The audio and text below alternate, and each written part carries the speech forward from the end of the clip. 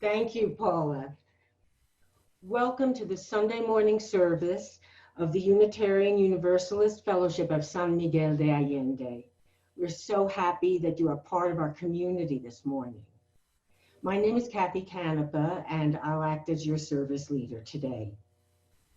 No matter where you come from, what your religious tradition or none, race, culture, gender identity, or sexual orientation, you are all welcome here. In our UU fellowship, you can bring your whole self, your full identity, your questioning mind and open heart, and share in fellowship, reflection, and wonderful music. We begin our service by lighting our chalice, a symbol of Unitarian Universalism, with words of Albert Schweitzer. By having a reverence for life, we enter into a spiritual relation with the world. By practicing reverence for life, we become good, deep, and alive. Our speaker today is our own Cliff Durand. Cliff is a co-founder of the Center for Global Justice and a former philosophy professor at Morgan State University. He has traveled to Cuba annually for 30 years, taking many San Miguelenses and others on educational trips to Cuba, sponsored by the Center for Global Justice. Cliff's talk today is entitled A Robust Public System for Health, Cuba. I recently read in Tikkun magazine that one of the tasks facing spiritual activists is to visualize the world we want, not just what we are against. Our opening words are from Nelson Mandela. It always seems impossible until it is done. And now to Bonnie McDowell. Good morning, everybody. Are you joining us for the first time today? If you'd like to learn more about our fellowship, please contact Chris Chase at the email in your chat box or send her a private chat now. Do you want to join one of our Zoom discussion groups? You can read about them on the order of service. And for more information, contact Diana Amaya at the email in the chat box. We welcome feedback on the surface. And if you have any thoughts about that, please contact Kathy at the email. The Zoom breakout rooms after the service have been very popular and great places to reflect on the surface and to meet with old and new friends. To participate, just stay connected, and Dan will assign you to a small group right after the music ends. Be sure to accept the room assignment. If you wind up with only one or two people in your group, sit tight for a minute and Dan will put you into a bigger group. The rooms will stay open for at least 20 minutes at the end of the service, and we'll post a question to kick off your discussion. Are you considering joining this fellowship as your spiritual home? That's an important commitment, and it requires careful thought. But if you choose to join us, we would welcome you to become an official member by completing the membership form on the website and making a financial commitment to the fellowship that reflects your financial means and spirit of generosity. Take a look at the website, which is listed in the chat box. And now I'd like to share some thoughts from the fellowship's COVID-19 task force, which is a group of healthcare professionals and care team representatives. As I'm sure you're aware, cases continue to rise in most areas of the US and Mexico. San Miguel has seen a steep rise in cases in the past week. As the hotels and restaurants reopen here, we are all at increased risk of exposure anytime we leave home, unless we can stay away from people. You know how to take proper precautions, and I hope you're doing it, but it is very difficult when there are increased numbers of people around you who are not respecting those guidelines.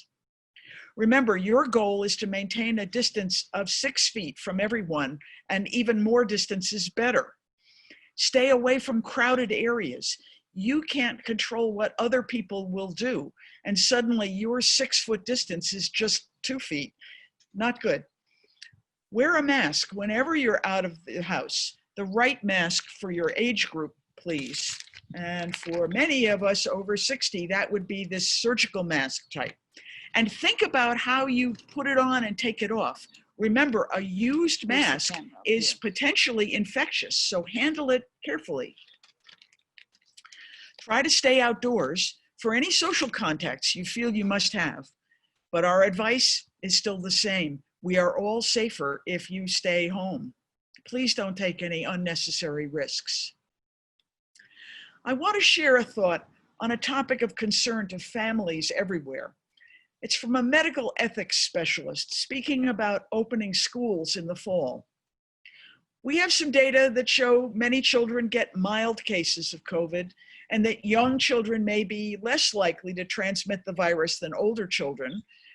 But we have no data about how many people in their families might get infected. And we have no idea what the long-term effects of this illness may be for anyone, children or adults. So sending all the kids back to school this fall is a giant experiment. I had the privilege of serving on the ethics committee of my hospital in Connecticut for many years. Whenever researchers begin a new medical experiment, it must first be reviewed and approved by an ethics board. We had to ensure that the experiment met 3 important criteria. The proposal minimized the risks to the patients, that the patients understood the risks and were truly well informed before they gave consent, and also that they knew they could say no to participating. I'm in agreement with this expert who said that opening all the schools this fall is an experiment which would never be approved by any ethics committee anywhere. This is not a political position. It would be medically and ethically wrong. Schools should only open when COVID cases are reduced to a low level and stable at that level. They should not open where cases are rising in many parts of the US or in Mexico. Thank you for your attention, and please stay safe. Please join Kathy and I in reading our spoken covenant, which should appear on your screen momentarily. We respect the interdependent web of life and work for a just and peaceful world. We encourage the search for truth and meaning, strive for compassion in our relationships, and seek values that will benefit our lives and the lives of others. This is our covenant. Respetamos todos los estilos de vida dentro de su red interdependiente y trabajamos por un mundo justo y pacífico. Alentamos la búsqueda de la verdad y la comprensión total. Nos esforzamos por mantener compasión en nuestras relaciones y buscamos valores que beneficien nuestras vidas y las vidas de los demás. Este es nuestro convenio. And now, please join in singing the hymn, Bread and Roses, and enjoy the video.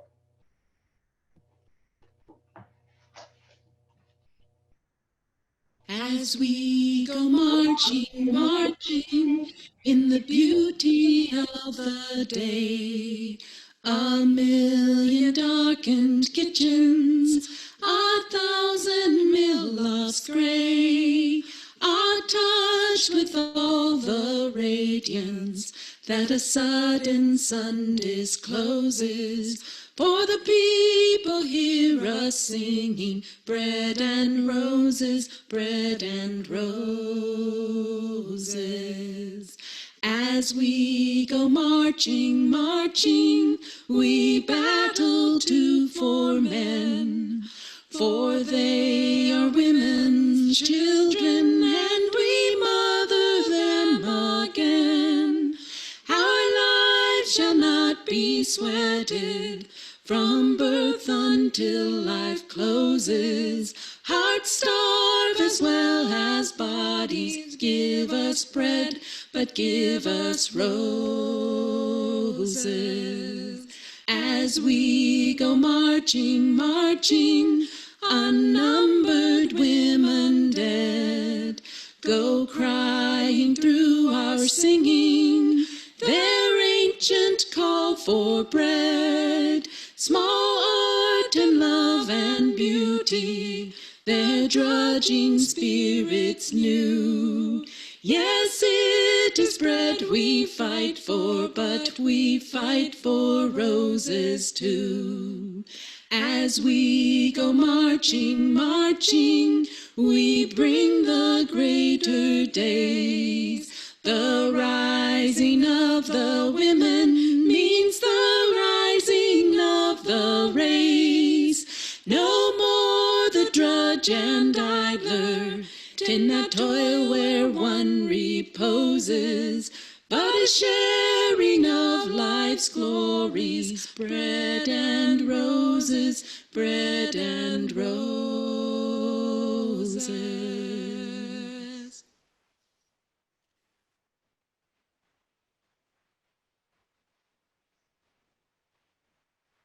Good morning.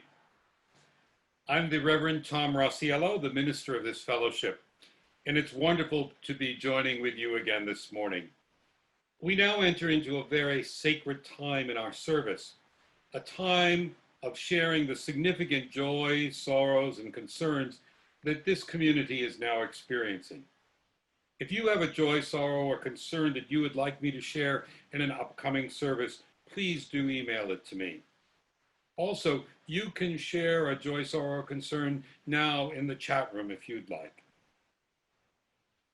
Before we begin, I want to remind you that if you do need pastoral care or help from our care team, please do not hesitate to contact me or them. These are different times, and sometimes just talking with someone can be of help. We turn now to today's joy, sorrows, and concerns, and as we share each one, we light a candle.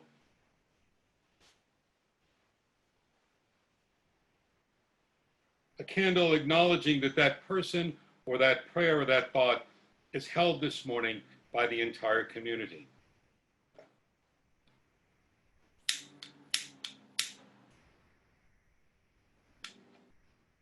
This first candle is one of remembrance for Jack Roach, who passed away this week.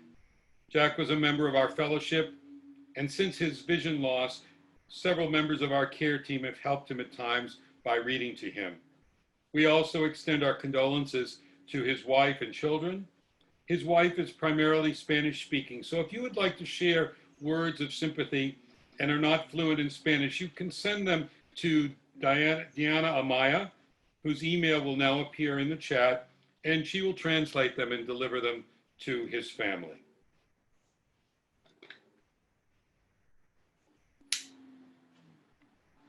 This second candle is one of remembrance, healing, and hope. As the COVID-19 cases increase in San Miguel and in the US and around the world, and in some places at alarmingly high rates, we light a candle of remembrance for those lost, of healing for those who now have this disease, and of hope for better treatment and vaccines and cures.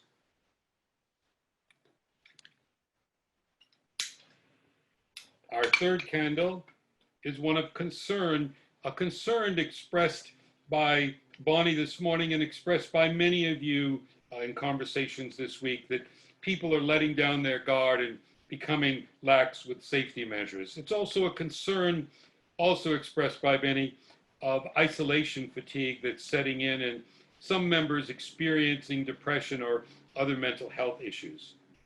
Please stay safe and take care of yourself. We are here for each other. Join us in the many ways we connect during the week as well as on Sunday, and reach out to me or to the care team or to a friend if you're struggling. This is a candle of concern, but also one of hope. and it's for all of you.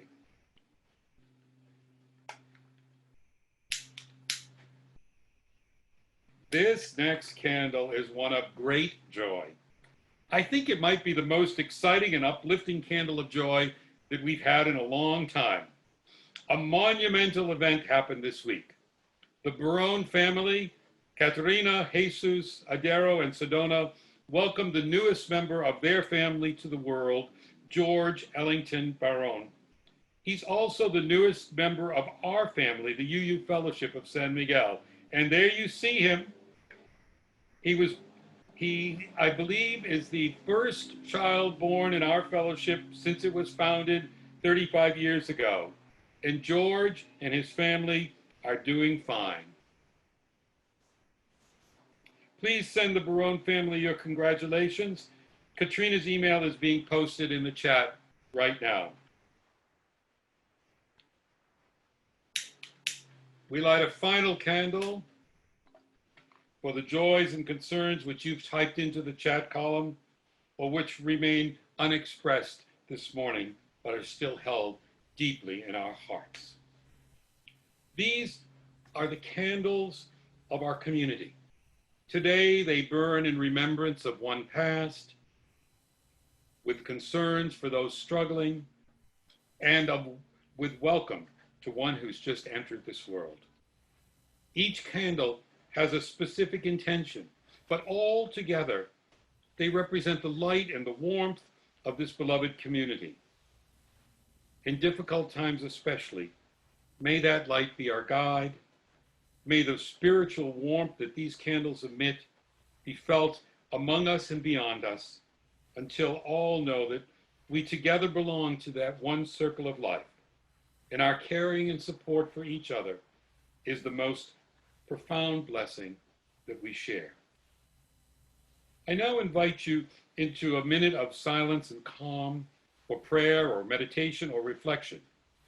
Silence is so often underrated in our culture. We enter into silence now with these words of wisdom from UU Minister Charles Gaines. Please feel free to close your eyes. At the end of the period of silence, I'll ring a chime to call us back into community. Reverend Gaines writes, "How quiet it is when we have the patience to be silent. How much we can learn in moments like these. We can learn to have patience with ourselves, to better understand and like who and what we are. We can learn to have patience with others, to better listen to what they say and how they feel. We can learn to have patience with life, to better work with it rather than against it. How much we do need silence. Silence for truth, so that we may learn wisdom. Silence for wisdom, so that we may love. Silence for love, so that we may be just. Silence for justice, so that we may live fully. May we be more patient and more silent, so that we may proceed with courage and compassion."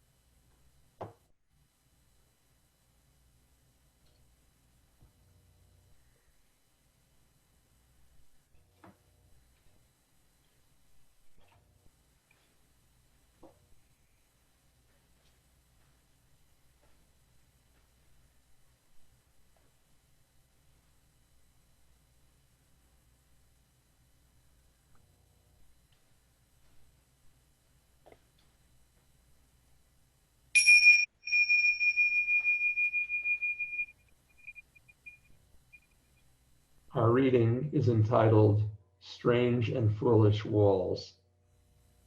The years of all of us are short, our lives precarious. Our days and nights go hurrying on, and there is scarcely time to do the little that we might. Yet we find time for bitterness, for petty treason and evasion. What can we do to stretch our hearts enough to lose their littleness?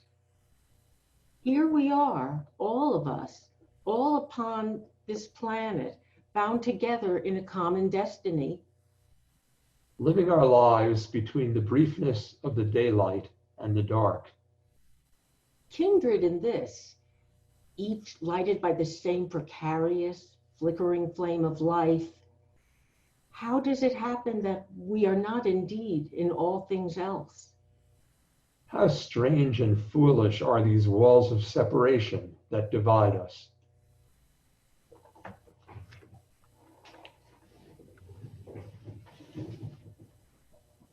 We strive to be loving to each other and the surrounding Mexican community. As we often remind ourselves, we donate at least half of our fellowship income to organizations that serve Greater San Miguel. We thank our members for supporting a portion of these Sunday services by their membership pledges. So if you are not yet a member, please consider becoming one. But we also depend on the donations of both members and non-members every Sunday to continue producing meaningful services like this one, while also supporting our community. So during the upcoming musical selection or immediately after the service, please go to our donate link, which you can find in the chat box or at our website, UUFSMA.org. That's UUFSMA.org. You may use PayPal or any credit or debit card to donate any amount. You may indicate in the notes section if you want your donation to go toward our minister's discretionary fund, or you may leave it blank to help meet the expenses of Sunday services like this one, as well as supporting those in need in our community. If you prefer to donate by check, please send me a private chat and I'll provide the correct address depending on your location. And thank you for your generosity.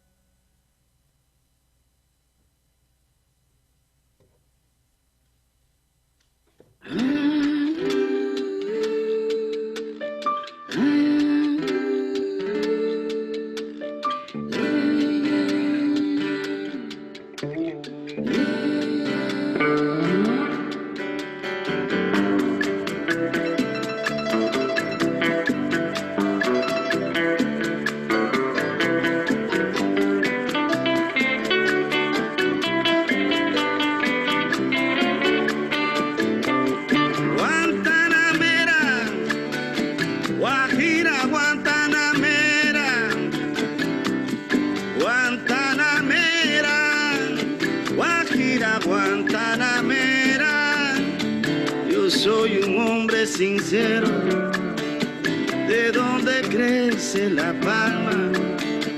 Yo soy un hombre sincero, de donde crece la palma. Y antes de morirme quiero echar mis versos del alma. Guantanamera, Guajira, Guantanamera,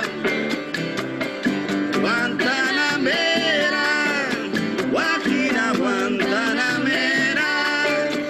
Cultivo una rosa blanca en julio como en enero. Cultivo una rosa blanca en julio como en enero. Para el amigo sincero que me da su mano franca. Y para el cruel que me arranca el corazón con que vivo. Y para el cruel que me arranca el corazón con que vivo. Cardón y oruga cultivo, cultivo una rosa blanca. Mamá. Guantanamera, Guajira, Guantanamera, Guantanamera, Guajira, Guantanamera. Con los pobres de la tierra quiero yo mi suerte echar. Con los pobres de la tierra quiero yo mi suerte echar. El arroyo de la tierra me complace más que el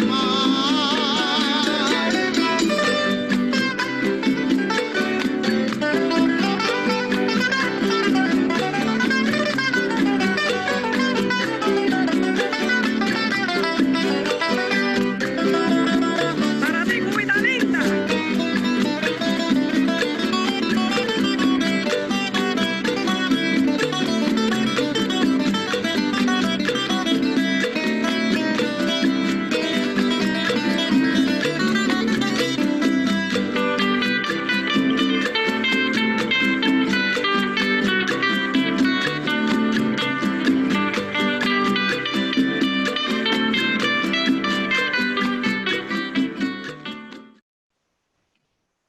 I want to talk to you today about a robust public system for health, something that we desperately need. During the last 6 months, we've been witnessing a gigantic human tragedy. COVID-19 has claimed over 600,000 lives worldwide, and by today's count, 146,463 in the US, and we haven't seen the worst yet.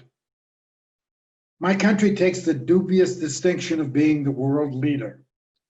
Credit for this honor goes in part to the misleadership coming from the White House, but it has not been solely Trump's fault. The pandemic has exposed serious shortcomings in our public health and medical institutions. Arguably, even with the best leadership, the loss of life would still have been immense, as it has been in many other countries. We need to look deeper. Now, I have no experience in epidemiology, but any of us can see some of the system's failings. There was a shortage of testing kits and personal protective equipment for medical personnel and ventilators for patients. This was made all the worse by pitting states against one another, competing for resources, driving up their price, as might be expected when treated as scarce commodities in the marketplace. Hospitals, public and private, were ill prepared to handle the flood of patients since they had been managed on the neoliberal just-in-time principle. Having the capacity to handle more than a normal level of medical demand had been eliminated in the name of austerity and efficiency. Too much of medical care had been privatized. The means for paying for medical care is also privatized. Private health insurance was not affordable for everyone, and since it is employee-based, those who lost their jobs also lost their insurance. Unable to pay a hospital bill, many who were sick and stayed away only to spread the virus. If ever there was a time for Medicare for all, this was it. Especially in a pandemic, healthcare needs to be universal and free.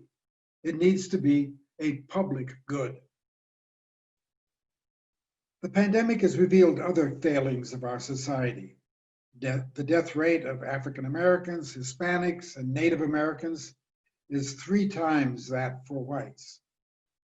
The racism afflicting these minorities, depriving them of access to health care, healthy diets, clean air and water, have made them more vulnerable to the virus, and their jobs leave them more exposed to infection. Economic inequality in health and longevity results in health and longevity inequality and jeopardizes us all. Beyond this, since sound epidemiological practice requires quarantining to prevent spreading the virus, millions found themselves without income. To successfully tackle a pandemic, it is necessary to have political leadership that is guided by science and has the authority to impose necessary measures for as long as it takes. And if this requires locking down the economy, they will need financial resources to sustain the idle population. With many now unable to pay rent or pay mortgages, mortgage foreclosures and evictions are expected to soar. And banks will find themselves holding vast non-performing paper. Without customers, small businesses fail as online giants like Amazon absorb the lion's share of consumer spending. The big fish get bigger and the little ones collapse, taking with them a large portion of the previously existing jobs. Governments pretended to make up for this by moving trillions of dollars, some to households and small businesses, but mainly to the big fish, neoliberal economics in action. Now there's a race to develop a vaccine to protect against COVID-19. Such a pandemic had long been predicted, and yet the world's major pharmaceutical companies were totally unprepared. Why?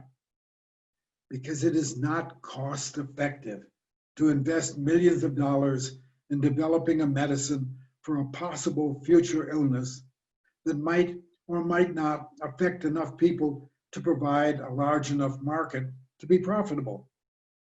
Better to wait for the market to materialize and then rush development of the needed drugs, hoping to cash in big time before the market disappears due to herd immunity.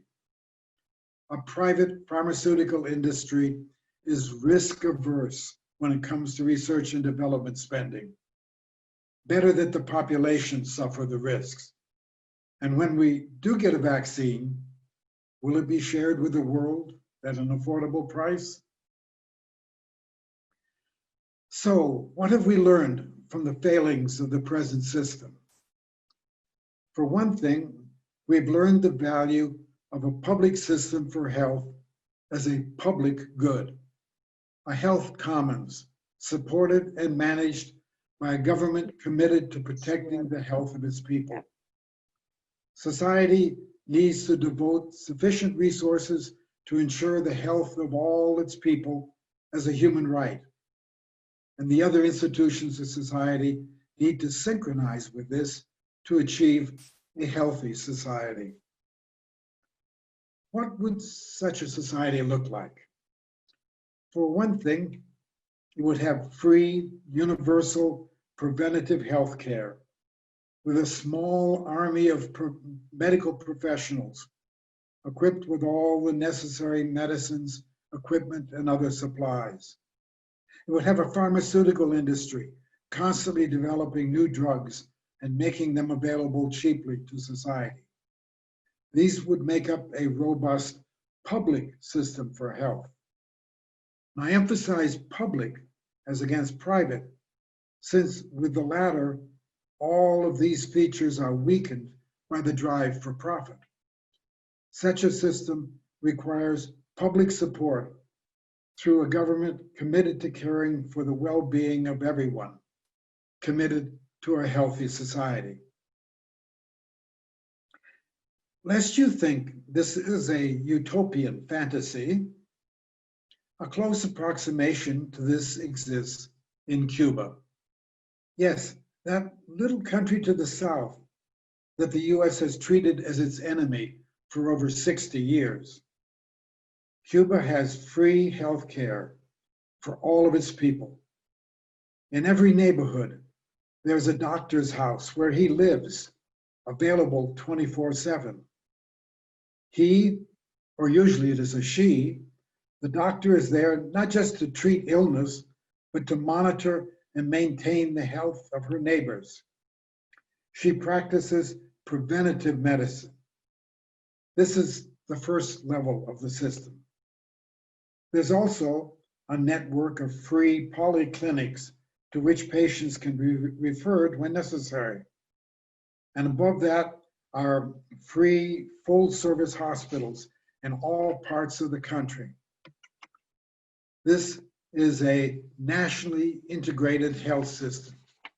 It recognizes that when it comes to health, what affects one affects us all. This system is staffed by 89,000 doctors. That's 9 doctors per 1,000 people, 3 times the ratio in the US, which has only 2.6 doctors per 1,000. There are also 84,000 nurses and 9,000 students scheduled to graduate from medical studies this year.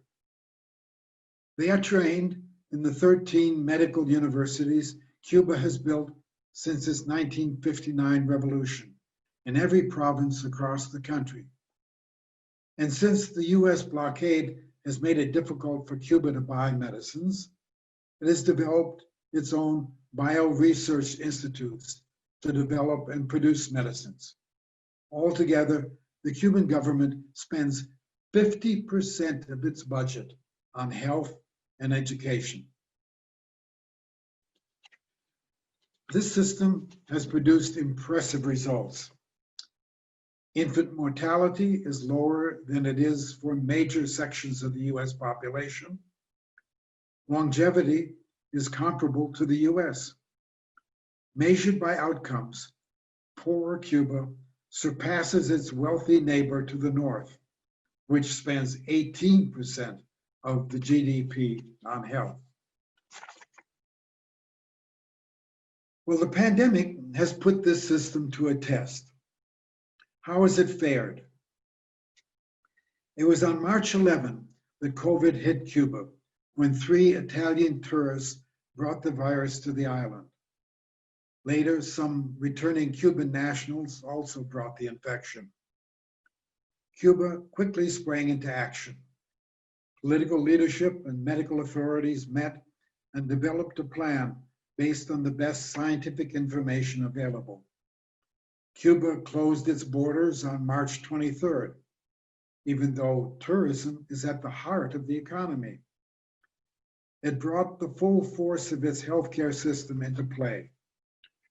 National leadership gave clear, consistent messages to wash hands, practice social distancing, wear masks, the usual. All but essential employment was shut down and people told to stay home. Payment of taxes, electricity, water, gas, telephone, and internet bills was postponed, as were the installments on bank loans. The state covered the wages of those laid off because of the pandemic. Social workers brought food to the elderly who lived alone so that they would not have to venture out into the street. Restaurants sold food for consumption at home. Extensive testing was done, and everyone who tested positive was hospitalized for free. 1 or 2 hospitals were set up with intensive care wards in each province, and there were more in the capital. Neighborhood doctors coordinated teams of medical students who went door to door, interviewing people to identify possible cases. 36 isolation centers were set up to quarantine people for 14 days who had been in contact with already confirmed cases of COVID-19. Neighborhood hotspots were locked down under intense medical supervision. There was a peak when primary healthcare services were monitoring some 30,000 people across the entire country. As of a month ago, this figure had decreased to less than 100. During that peak, there was a maximum of 847 active cases admitted into hospitals. On June 27th, there were only 55 cases still in hospitals. Out of the 2,478 cases that tested positive for COVID, 94% have already recovered. Only 87 people have died, 87 deaths, and the majority of those involved patients who had underlying health conditions. Not a single health worker has died. Cuba's COVID-19 death rate is 0.72 persons per 100,000 inhabitants, which is one of the lowest in the world. The US death rate is over 42 per 1,000 population. In treating patients, Cuba has used some drugs they had developed themselves. Interferon alpha 2B has been effective in shoring up the immune system. It had been used extensively in China's suppression of COVID and is now used in 45 countries, except the US because of the blockade. The country's public biopharmaceutical industry and other scientific centers are currently conducting 70 research projects and clinical trials. The Center for Genetic Engineering and Biotechnology is seeking to create a vaccine against COVID-19. If they succeed, you can be sure it will be shared with the world. One remarkable fact stands out for me.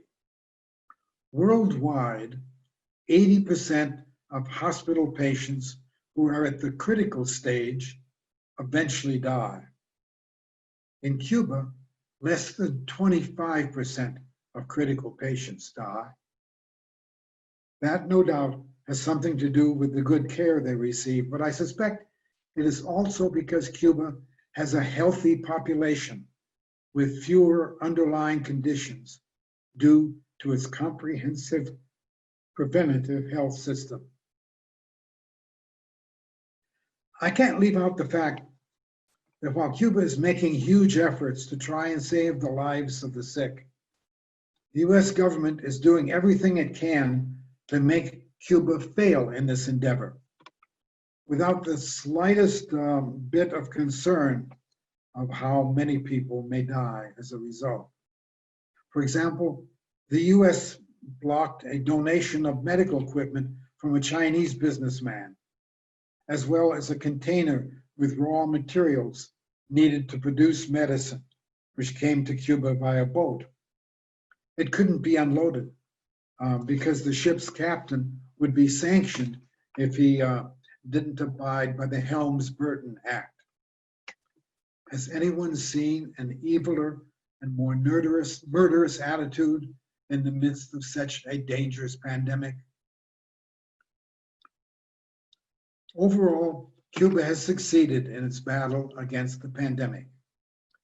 It has the lowest infection rate and lowest mortality rate in this hemisphere.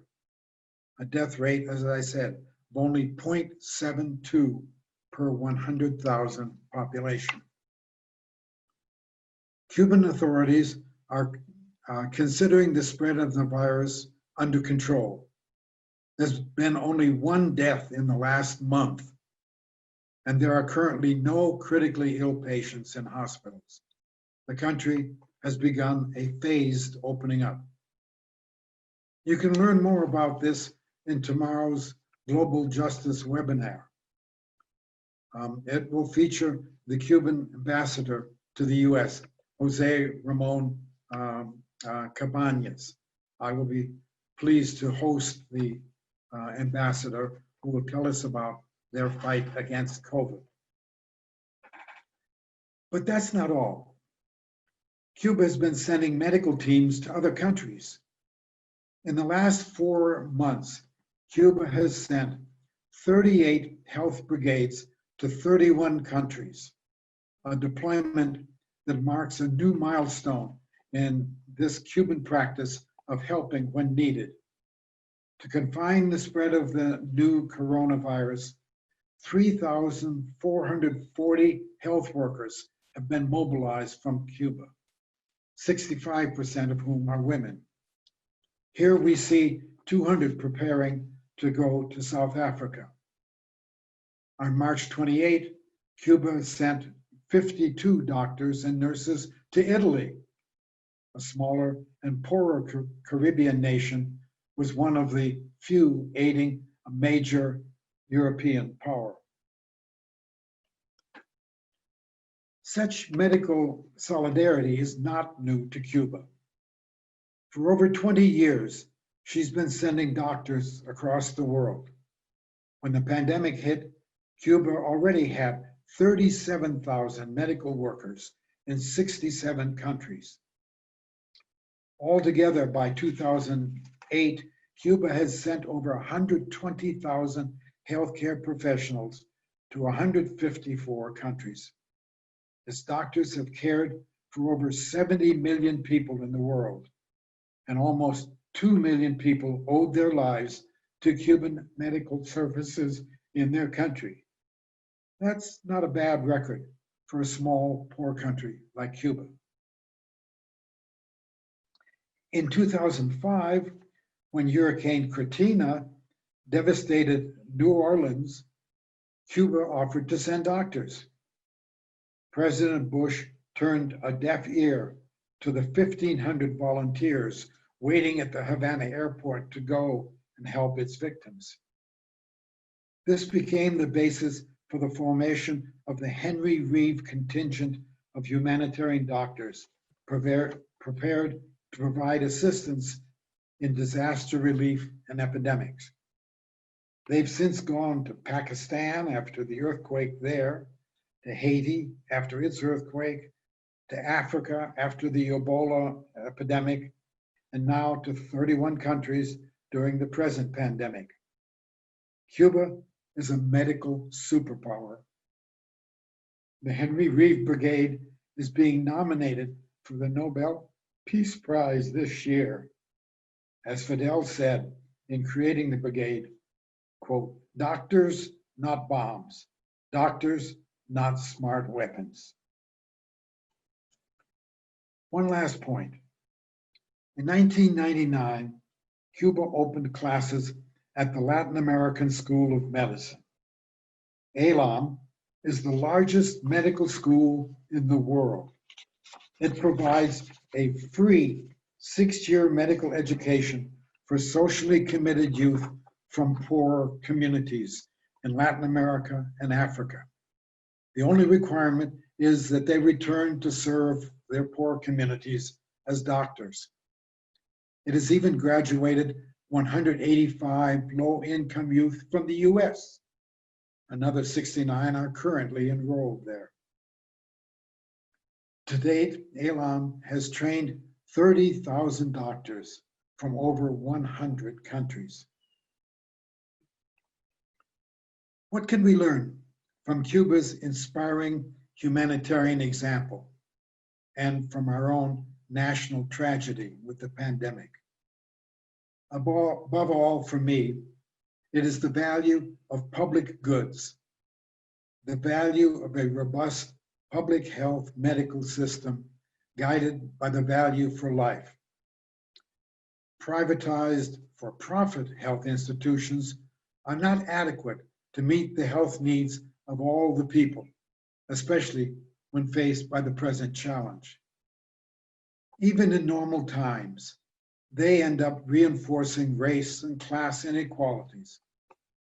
What is needed is a system of robust health, public health, as a common, a public good. That is something we are beginning to learn from our present tragedy. And from that, hopefully, we will also come to recognize other commons that we need to strengthen in order for our lives to flourish. Commons like public education and culture, care for the elderly, public transportation, and perhaps the greatest challenge of all, care for our common home, the planet. Let us commit ourselves anew to build a good society where we can all flourish together. And now back to Guantanamera. Yo sé de un pesar profundo entre las penas sin nombre. Yo sé de un pesar profundo entre las penas sin nombre. La esclavitud de los hombres es la gran pena del mundo. Guantanamera.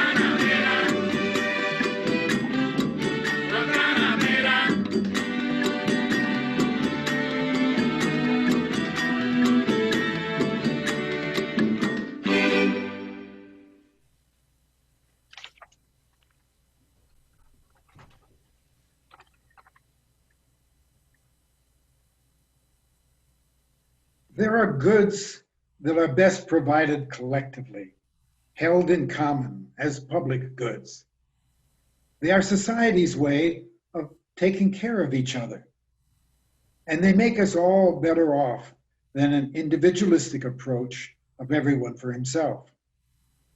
A pandemic dramatically teaches us that we are all in this together. It impels us to recognize the inherent worth and dignity of each person in a society of inexorable mutuality. And let me close with another quote from Albert Schweitzer. Kathy opened with Albert Schweitzer. The purpose of life is to serve and to show compassion and the will to help others.